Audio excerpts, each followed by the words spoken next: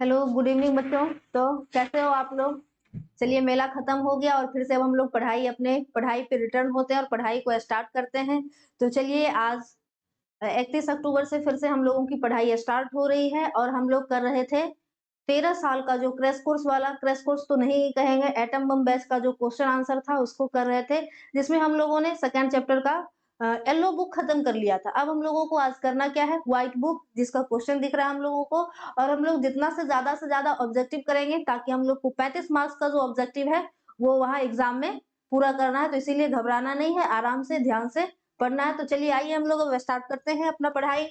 First question क्या कर रहा है कि इसमें से कौन कायिक प्रवर्धक नहीं है। मतलब हम लोग यहाँ पे पूछ रहा है कि इन सबों में किसके द्वारा कायिक प्रजनन की क्रिया नहीं होती। तो हम लोग जान रहे हैं कि कायिक प्रजनन जो है वो क्या चीज है। तो हम लोग देख रहे हैं पेड़ पौधे में प्रजनन की एक ऐसी विधि है जिसमें बीज को और किसको छोड़ करके, फूल को छोड़ करके पौधे के जो अन्य पार्ट है, तना हो गया, पत्ती हो गया, उनके द्वारा जो प्रजनन की क्रियाएं होती है उसी को कायिक प्रजनन कहते हैं। अब बात आती है प्रकंद। तो प्रकंद में हल्दी और अदरक जो है वो क्या करता है, प्रकंद के द्वारा प्रजनन करता है। शाखा में तो ढेर सारा है जिसके ब्रांचेस को काट करके हम लोग क्या करते हैं, नए नए पौधे को उगाते हैं। नींबू हो गया, बहुत सारे पौधे हैं जिसको शाखा को काट करके नए पौधे को लगाते हैं। चल बीजाणु जो है ये अलैंगिक जनन की प्रक्रिया है। अलैंगिक जनन की प्रक्रिया है जिसका एग्जाम्पल क्या हो जाता है, चल बीजाणु के द्वारा जो है जो शैवाल होते हैं उन शैवालों में प्रजनन की क्रियाएं किसके द्वारा होती है, चल बीजाणु के द्वारा होती है। और चूसक जो हो गया, टेंटिकल्स होते हैं उसके द्वारा जो प्रजनन करते हैं। तो इसमें पूछ रहा है कायिक प्रवर्धक नहीं है। कायिक प्रवर्धक क्या है, तो चल बीजाणु जो है वो कायिक प्रवर्धक नहीं है। अगला क्वेश्चन आते हैं, इनमें से कौन सा फल कूट फल है। कूट फल, कूट का मतलब क्या हो गया, असत्य फल। असत्य फल वैसे फल जो क्या होते हैं, अंडाशय से जिसका डेवलपमेंट नहीं होता है। अंडाशय से डेवलपमेंट नहीं होता। तो डेवलपमेंट किससे होता है, पुष्प के अन्य भाग से, जैसे पुष्पासन हो गया, बाह्यदल पुंज हो गए, दल पुंज हो गए, उनके द्वारा जो पौधे फलों का निर्माण होता है उस फल को हम लोग क्या कह देते हैं, कूट फल कह देते हैं। तो अब इसमें देखना है कि कूट फल कौन है। आम तो ये सत्य फल हो गया, धान भी सत्य फल हो गया, नींबू भी हो गया, और सेब का जो विकास होता है वो, इसका खाए जाने वाला भाग जो है वो पुष्पासन है, अर्थात सेब क्या हो गया, असत्य फल का एग्जाम्पल हो गया। चलिए अगले क्वेश्चन की तरफ बढ़ते हैं। हम लोगों का अगला क्वेश्चन जो है वो क्या कर रहा है, अगला क्वेश्चन हम लोगों का कह रहा है कि भ्रूण पोष, एक मिनट, भ्रूण पोष जो है वो भ्रूण पोष के द्वारा, रुकिए देखिए क्या हो रहा है, ऊपर नहीं हो रहा। भ्रूण पोष का क्या कार्य है, तो भ्रूण पोष का काम क्या है, नाम ही है भ्रूण पोष। दो वर्ड से मिलकर के बना, एक भ्रूण से और दूसरा पोष से। भ्रूण का मतलब तो भ्रूण हो गया और पोष का मतलब हो गया पोषण प्रदान करने वाला। तो भ्रूण पोष का काम क्या हो गया, भ्रूणों को पोषण प्रदान करने की क्रियाएं हो गई भ्रूण पोष से। ठीक है, अगला क्वेश्चन क्या है हम लोगों का, लिंग निर्धारण का, नहीं ये तो इसी का हो गया 3 का। 4 का देखते हैं। 4 का है, निम्नांकित में से किस पौधे की प्रजातियों में बीज का उत्पादन असंगजनन के द्वारा होता है। असंगजनन, अ मतलब क्या, नहीं, संग मतलब साथ साथ, मतलब मेल और फीमेल गैमीट के मिले बिना जो प्रजनन की क्रियाएं होती है उसको हम लोग असंगजनन कहते हैं। कभी कभी क्या होता है, जो फीमेल गैमीट होती है वो अपने अकेले के दम पर नए फलों का विकास कर लेते हैं, उसको हम लोग असंगजनन कहते हैं। तो इसमें पूछ रहा है कि कौन से ऐसे बीज हैं जिसका जो निर्माण होता है वो असंगजनन के द्वारा होता है। किसके किससे होता है असंगजनन, तो इसमें एग्जाम्पल हम लोग देखें, ये हो जाएगा एट्रोसिया, और जो घास है उसमें असंगजनन के द्वारा बीज का निर्माण होता है। अगला क्वेश्चन क्या कह रहा है कि भ्रूणपोष क्या है, मतलब इसमें दे रहा है कि भ्रूणपोष द्विगुणित है, त्रिगुणित है, अगुणित है, क्या है। तो हम लोग देखते हैं भ्रूणपोष का निर्माण कैसे होता है। तो भ्रूणपोष था, एक मिनट, भ्रूणपोष का निर्माण कैसे होता है, तो भ्रूणपोष जो है वो 2n हो गया, कौन कौन, सेंट्रल सेल वाला, और प्लस एक जो था नर युग्मक, वो नर युग्मक मिलकर के भ्रूणपोष का निर्माण होता है। तो टोटल भ्रूणपोष को बनाने के लिए कितने एन चाहिए, 3n चाहिए। तो भ्रूणपोष एक त्रिगुणित संरचना है। बच्चे के मन में आ रहा है कि मैम ये 2n और n कहां से आ गया, तो भ्रूणपोष जो हो गया बीजांड, हम लोग देखते थे ना पुष्प के अंदर का संरचना बीजांड, बीजांड के अंदर 3 जो था एंटीपोडल सेल थे और जिसको हम लोग चलाजल छोर की तरफ 3 सेल 3 कोशिका था उसको हम लोग कह देते थे। फिर क्या होता था, बीजांड द्वार की तरफ 3 सेल थे जिसमें 2 सहायक और 1 अंडाणु, और जो सेंटर में था उसमें एक ही सेल के अंदर 2 न्यूक्लियस पाया जाता था। और इसी से क्या होता था, जब नर युग्मक आपस में संलयित हो जाते थे तो 2n इसका पार्ट और प्लस n मिलकर के क्या बन जाता था, 3n बन जाता था। तो यही यहाँ से पूछ रहा है कि भ्रूणपोष क्या है, तो भ्रूणपोष एक त्रिगुणित संरचना है। कोई दिक्कत, आगे बढ़ा जाए। चलिए अगले क्वेश्चन की तरफ आते हैं। हम लोग का नेक्स्ट क्वेश्चन क्या कह रहा है कि जो द्विबीजपत्री पौधे के सामान्य भ्रूण कोष में केंद्रकों की संख्या, केंद्रकों की व्यवस्था पूछ रहा है, संख्या नहीं पूछ रहा। संख्या पूछ देता तो हम लोग ऐसे बता देते, अभी हम यहाँ पे व्यवस्था पूछ रहा है। एक मिनट,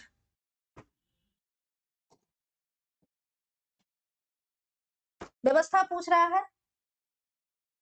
व्यवस्था मतलब क्या है कि किस तरीके से ये अरेंजमेंट है, ऐसा नहीं है कि कहीं से कुछ कुछ कर दें, क्योंकि यहाँ पे देखिए 4 2 6 2 8, फिर 3 2 5 3 8, 3 3 6 2 8, मतलब सारे में जो केंद्रक की संख्याएं हैं 8 है, बस इसका अरेंजमेंट दिखाना है कैसे।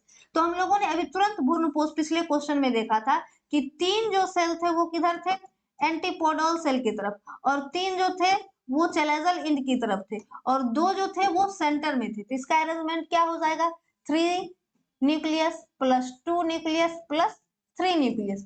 3 क्या हो गया, ये 2 सहायक और 1 इसकी सहेली, 3 हो गया, 2 सेंट्रल सेल हो गए और 3 एंटीपोडल सेल। तो ये अरेंजमेंट, ये टोटल भ्रूणकोष का अरेंजमेंट है। अब ये इस तरह का अरेंजमेंट किस ऑप्शन में है, ऑप्शन नंबर बी में इस तरह का अरेंज है, 3 + 2 + 3, मतलब 3 एंटीपोडल सेल, 2 सहायक और 1 क्या हो गया, ये अंडाणु का अपना जो है वो, जिसको हम लोग क्या कहते हैं, अंड समुच्च कहते हैं, और 2 जो हो गया वो 2 न्यूक्लियस किसका हो गया, सेंट्रल सेल का हो गया। तो 3 + 2 + 3 मिलकर के एक भ्रूणकोष का निर्माण करता है। अगला क्वेश्चन है, बीजचोल का निर्माण किसके द्वारा होता है। तो बीज का जो बाहर का आउटर मेम्ब्रेन हो गया, ये आउटर बाहरी आवरण हो गया, इसी को हम लोग क्या कह दिए, बीजचोल कह दिए। अब बीजचोल का निर्माण किससे होता है, तो पेरिकार्प से होता है।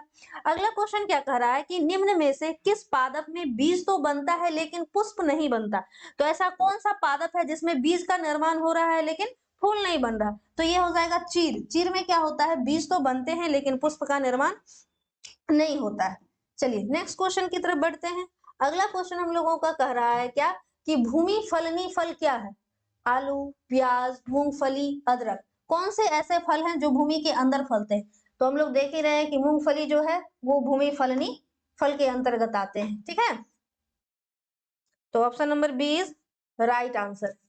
नेक्स्ट क्वेश्चन की तरफ बढ़ते हैं। हम लोगों का अगला क्वेश्चन 10 नंबर क्या कह रहा है कि वायु परागण सामान्यतः पाया जाता है, इनमें से किन पौधों में वायु परागण होता है। तो हम लोग जब सब्जेक्टिव पढ़ रहे थे तो उसमें पढ़े थे कि जो बांस कुल घास कुल के पौधे हैं, बांस हो गए, धान हो गए, गेहूं, मक्का, इन सबों में वायु के द्वारा परागण हो गया। तो देखिए इन सबों में है ऐसा ऑप्शन कोई, तो ऑप्शन नंबर बी जो है घास, घासों में वायु के द्वारा परागण होता है, इसीलिए ऑप्शन नंबर बी जो है ये राइट हो गया।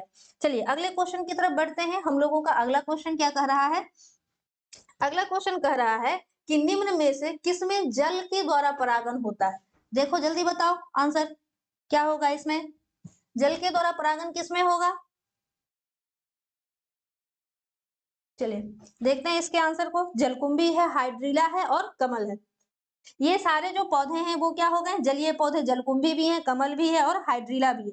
तो जलकुंभी और कमल के फूल बहुत ज्यादा अट्रैक्टिव होते हैं और सेंटेड होते हैं, इसीलिए जल में होते हुए भी इनका जो परागण की क्रिया जो है वो कीटों के द्वारा किया जाता है। तो यहाँ राइट आंसर क्या हो जाएगा, हाइड्रिला। कोई दिक्कत है इसको समझने में। और बच्चे इस क्वेश्चन को बहुत ज्यादा गलत करते हैं, सबको लगता है अरे कमल और जलकुंभी क्या है, जलीय पौधे हैं, तो इसलिए ये जलीय पौधे किसके द्वारा परागित होंगे, जल के द्वारा।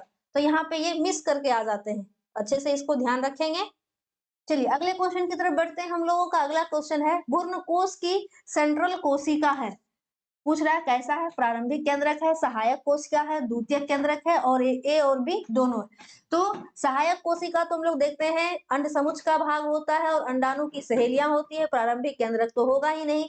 और जो भ्रूणकोष का जो सेंट्रल कह रहा है, तो सेंट्रल कोशिका क्या हो गई, इसमें द्वितीयक केंद्रक होगी, क्योंकि एक ही सेल के अंदर दो दो केंद्रक पाया जाता है, इसीलिए राइट आंसर बी हो गया।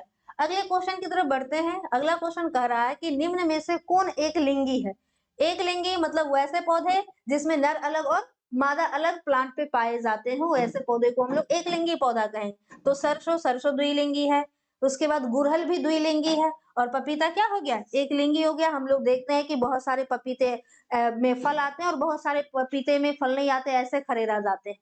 तो मेल अलग और फीमेल अलग होता है, इसीलिए पपीता इसका राइट आंसर हो जाएगा। अगले क्वेश्चन पर बढ़ते हैं। अगला क्वेश्चन कर रहा है कि किस फल का बीजचोल खाया जाता है। जायफल, शरीफा और लीची। तो बीजचोल का मतलब हो गया कि मान लो ये सीड्स हो गया, और सीड्स का जो आउटर आवरण हो गया, ये गुदेदार जो संरचना हो गई, इसी को हम लोग बीजचोल कहते हैं। तो बीजचोल हम लोग किस किस का खाते हैं, जायफल का भी खाते हैं, शरीफा का भी, लीची का भी, इसीलिए यहाँ पे क्या हो जाएगा, उपरोक्त में से सभी का हम लोग क्या खाते हैं, बीजचोल खाते हैं। अब अगला क्वेश्चन है हम लोगों का। अगला क्वेश्चन कह रहा है परागन मुख्यतः क्या है।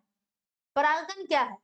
ऑप्शन नंबर ए दिया, स्पोरोफाइट है, युग्मक है, नर युग्मक है, इनमें से कोई नहीं। तो हम लोग जान रहे हैं जिस तरीके से शुक्राणु मानव में नर युग्मक होता है, उसी तरह से पेड़ पौधों में परागकण क्या होता है, नर युग्मक होता है। तो चलिए ऑप्शन नंबर सी जो है वो राइट आंसर हो गया। एक मिनट,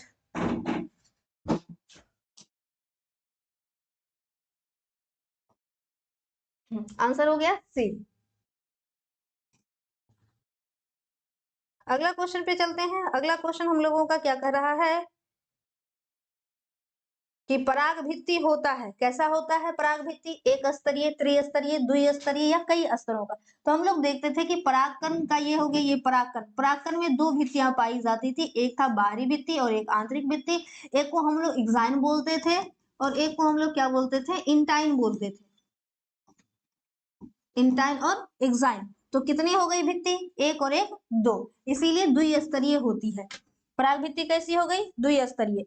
अगला क्वेश्चन पूछ रहा है कि परागकण हो सकते हैं गैमीटोफाइट, एलर्जी कारक और सजावटी। परागकण से हम लोग सजावट का काम करते हैं, नहीं करते हैं। दूसरा हो गया गैमीटोफाइट, गैमीट का निर्माण होता है।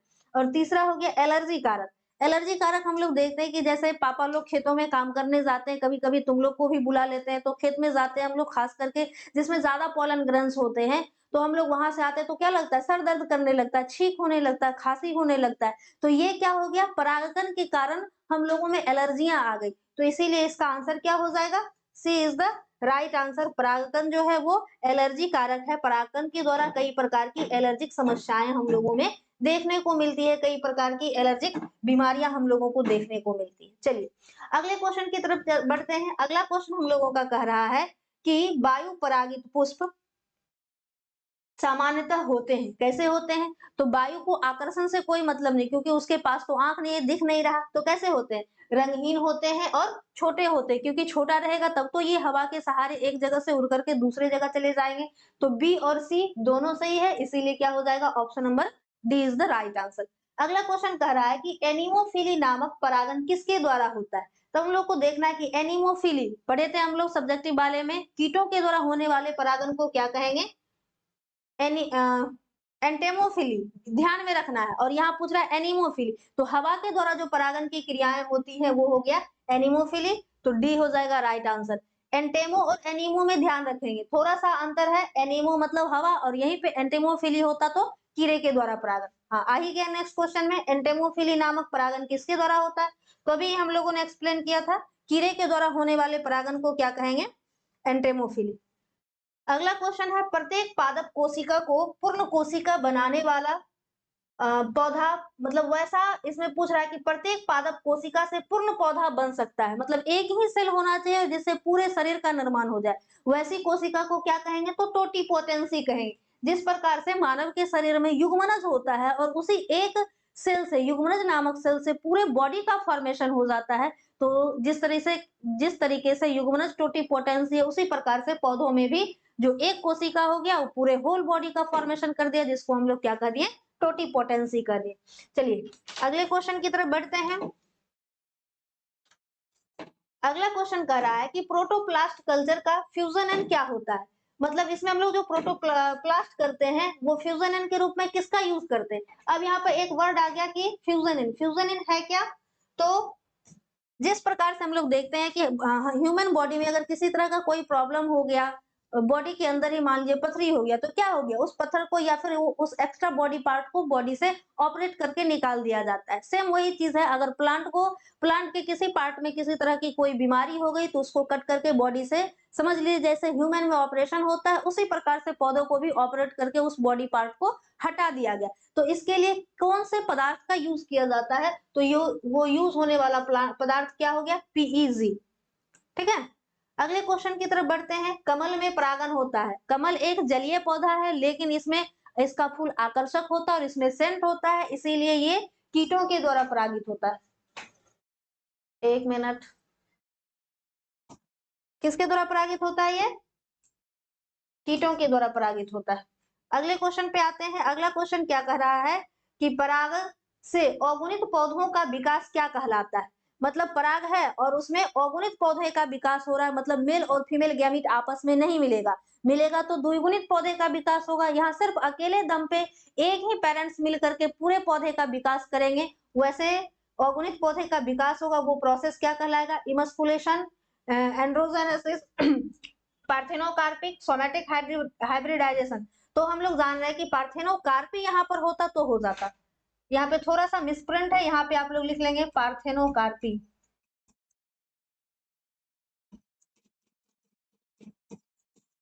ऑप्शन को सही कर लेंगे, ठीक है। अगले क्वेश्चन की तरफ बढ़ रहे हैं। अगला क्वेश्चन है पुष्प बंद रहते हैं। तो इसमें हम लोग पढ़े थे कि पुष्प जो थे एक दो प्रकार के थे स्वपरागन वाले में, एक थे क्याज्मोगैमस फ्लावर और एक थे क्लिस्टोगैमस फ्लावर। तो क्लिस्टोगैमस में हम बताए थे ट्रिक में, इसके कैसे याद रखेंगे, तो क्लिस्ट मतलब मुट्ठी को मतलब बहुत जोर से क्लिष्ट रूप से बांध करके रखेंगे, तो क्लिस्टोगैमस फ्लावर जो होंगे वो कैसे होंगे, बंद फ्लावर होंगे। तो यहाँ पूछ भी रहा है कि बंद फ्लावर को क्या कहेंगे, तो क्लिस्टोगैमी कहते हैं। ठीक है, कोई दिक्कत यहाँ तक समझने में, बहुत इंपॉर्टेंट क्वेश्चन सारे हैं, इसको ध्यान से समझिए आप लोग। अगले क्वेश्चन की तरफ हम लोग बढ़ते हैं। अगला क्वेश्चन कह रहा है आवृतबीजी पौधों में कौन सी संरचना नहीं मिलती है। क्या क्या नहीं मिलता है, जल्दी बताओ इसको देख करके क्या होगा इसका आंसर। आर्किगोनियम, परागकोश, अंडक या गुरु गुरु युग्मकोद्भिद, क्या नहीं मिलता इसमें, जल्दी बताओ। आवृत्त बीजी का क्या मतलब हो गया, वैसे पौधे जिसके बीज क्या हो, ढके हुए हो सीड कोट से। तो अभी हम लोग का सेकंड चैप्टर चल रहा है, इसमें से हम लोग को ऐसा कौन सा नाम है जो हम लोग को नहीं पढ़ने को मिला है, तो अंडक तो मिला ही है पढ़ने को। इसी अंडक का निर्माण किसके अंदर होता है, गुरु युग्मकोद्भिद के अंदर होता है, मेगास्पोरोजेनेसिस के अंदर, परागकोश के अंदर परागकण का निर्माण होता है, और आर्किगोनियम जो है वो अनावृत्त बीजी पौधे में होता है, आवृत्त बीजी पौधे में नहीं होता है, इसीलिए आंसर ए जो है वो राइट आंसर हो जाएगा। अगला क्वेश्चन है सामान्य आवृत्त बीजी भ्रूणपोष क्या होता है। यहाँ पे भ्रूणपोष के बारे में पूछ रहा है, तो भ्रूणपोष क्या होगा, एक कोशिकीय होते हैं, द्विकोशिकीय होते हैं, 7 कोशिकीय होते हैं, 5 कोशिकीय होते हैं। तो अभी हम लोगों ने देखा था आवृत्त बीजी पौधे का जो भ्रूणकोष होता है उसमें केंद्रक की बात की जाए तो केंद्रक की संख्या 8 होती है, लेकिन अगर कोशिका की बात की जाए तो कोशिका की संख्या 7 होती है, क्योंकि एक ही कोशिका के अंदर दो दो केंद्रक पाए जाते हैं, तो 1 2 3 4 5 6 और एक ही यहाँ पे सेल है, तो ये टोटल हो जाएगा 7, तो 7 कोशिका पाया जाता है। अगला क्वेश्चन है बीजांड के वृत्त को क्या कहते हैं, बीजांड के वृत्त को क्या कहते हैं, तो न्यूसेलस कहते हैं।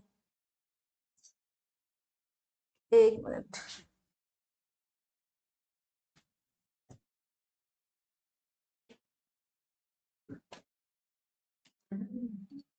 अगले क्वेश्चन की तरफ बढ़ते हैं। अगला क्वेश्चन हम लोगों का सामान्यतः एक परिपक्व निषेचित बीजांड में n 2n और 3n स्थिति मिलता है, जिसको हम लोग n को क्या कहते हैं, 2n को क्या कहते हैं और 3 को क्या कहते हैं। तो किसी भी चीज का जो युग्मक होगा ये वो क्या होगा, n होगा, 2n क्या होगा, जायगोट होगा, और 3n क्या होगा, अभी बार बार हम लोग पढ़ रहे थे, भ्रूणकोष होगा। तो देखना है कि ऑप्शन किसमें इस तरह के ऑप्शन मिलते हैं, तो अंडाणु क्या हो जाएगा, निषेचन के पश्चात निषेचन के पश्चात बीजांड परिवर्तित होता है किसमें, तो जब निषेचित बीजांड जब निषेचित हो जाता है तो निषेचित बीजांड से ही किसका निर्माण होता है, बीज का निर्माण होता है। और जब यही बीज जो है परिपक्व हो जाता है तो क्या होता है, अंडाशय जो है वो फुल कर करके, देखो क्या आ गया बच्चों, एक मिनट, हाँ क्या हो गया, जब बीजांड विकसित हो जाता है तो बीज का निर्माण कर देता है।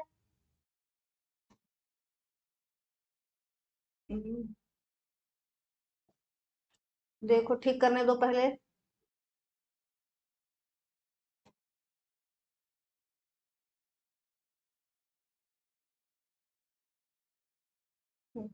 निषेचन के पश्चात बीजांड परिवर्तित होता है किसमें, तो ये बीजांड जो है वो परिवर्तित हो जाता है बीज में। और जब ये बीजांड परिपक्व होने लगता है तो धीरे धीरे क्या होता है, अंडाशय फूल जाता है और वही फल के रूप में बदल जाता है। अगले क्वेश्चन पे चलते हैं। अगला क्वेश्चन कह रहा है अनिषेक जनन सामान्यतः मिलता है। यहाँ पे अनिषेक जनन नहीं होना चाहिए, यहाँ पे अनिषेक फलन होना चाहिए, थोड़ा सा मिसप्रिंट हो गया है, इसको आप लोग ठीक कर लेंगे। जनन हो जाता तो यहाँ पे जंतु आ जाता, फलन हो गया तब हम लोग पौधों में देखेंगे। तो अनिषेक फलन का क्या मतलब हो गया, यहाँ पर सिर्फ एक गैमीट मतलब मादा जो गैमीट है वो नर युग्मक से नहीं मिलेगी, मतलब परागकण के मिले बिना ही नए फल का निर्माण कर देगा। तो इस प्रकार से जो फलों के निर्माण होते हैं उसमें बीज जो होते हैं या तो नहीं होते हैं या होते भी हैं तो बहुत छोटे होते हैं, जिन बीजों का उपयोग करके हम लोग नए पौधे का उत्पादन या नए पौधे को हम लोग नहीं ग्रो करा सकते हैं। तो ये हो गया अंगूर। अगले क्वेश्चन की तरफ बढ़ते हैं। अगला क्वेश्चन हम लोगों का क्या कह रहा है, ऑर्थोटोपस बीजांड में बीजांड द्वार तथा निभाग होता है, कैसा होता है, बीजांड वृंत से तिरछे होते हैं, बीजांड वृंत से सीधी रेखा में होता है, बीजांड वृंत से 90 डिग्री पर होता है, बीजांड वृंत के समांतर होता है, क्या होता है,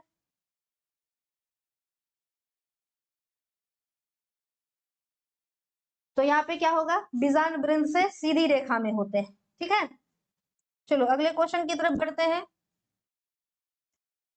अगला क्वेश्चन हम लोगों का है कि बीजांड में अर्धसूत्री विभाजन होता है, किसमें, बीजांड में कहाँ पे अर्धसूत्री विभाजन होता है, बीजांड काय में, गुरु बीजाणु में, या गुरु बीजाणु मातृ कोशिका में, आर्कियोस्पोरेंजियम में, कहाँ पे होता है। तो हम लोग जानते हैं कि किसी भी गैमीट को बनाने में ही क्या होता है, अर्धसूत्री कोशिका विभाजन की क्रियाएं होती है, या परागकण का निर्माण हो या अंडाणु का निर्माण हो। तो जो गुरु बीजाणु मातृ कोशिका है, इसी मातृ कोशिका में क्या होगा, अर्धसूत्री कोशिका विभाजन की क्रियाएं होंगी, जिससे किसका निर्माण होगा, अंडक का निर्माण होगा।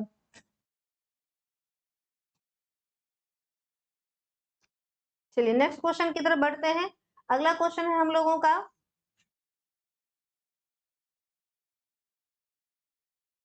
टोटीपोटेंसी है। तो पिछले क्वेश्चन में भी इस तरह का था, सिर्फ ऑप्शन बदला हुआ था, वहां टोटीपोटेंसी ऑप्शन में दे दिया था और यहाँ क्वेश्चन में दे दिया।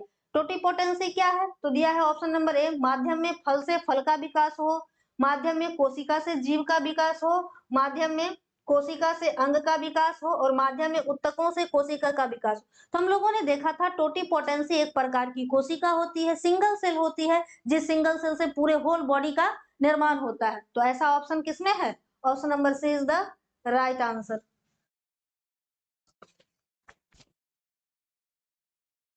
ठीक है, सी हो गया इसका राइट आंसर। चलिए नेक्स्ट क्वेश्चन की तरफ बढ़ते हैं। हम लोगों का अगला क्वेश्चन कह रहा है कि किसने सिद्ध किया था कि कोशिका टोटीपोटेंट होती है, मतलब इसमें बताना है कौन से ऐसे वैज्ञानिक थे जिन्होंने टोटीपोटेंसी को सिद्ध किया था कि टोटीपोटेंसी से पूरे होल बॉडी का फॉर्मेशन हो सकता है। तो डी जो है एस.टी. वार्ड नाम का एक साइंटिस्ट था, जिन्होंने क्या बताया कि एक कोशिका है टोटीपोटेंसी जिससे होल बॉडी का फॉर्मेशन होता है। चलिए बहुत दिन के बाद, छुट्टी के बाद खुला था तो सोच लिए हम लोग कम थोड़ा सा पढ़ते हैं और धीरे धीरे पढ़ने में इंटरेस्ट भी आएगा, तो इसीलिए आज हम लोग 35 क्वेश्चन किए हैं, फिर नेक्स्ट क्लास में हम लोग 35 क्वेश्चन करेंगे। ठीक है, तो चलो थैंक यू, ज्यादा से ज्यादा शेयर करो, लाइक करो, ज्यादा से ज्यादा बच्चे को जोड़ो ताकि सबको लाभ मिल सके। ठीक है, थैंक यू, फिर हम लोग मिलते हैं नेक्स्ट क्लास में।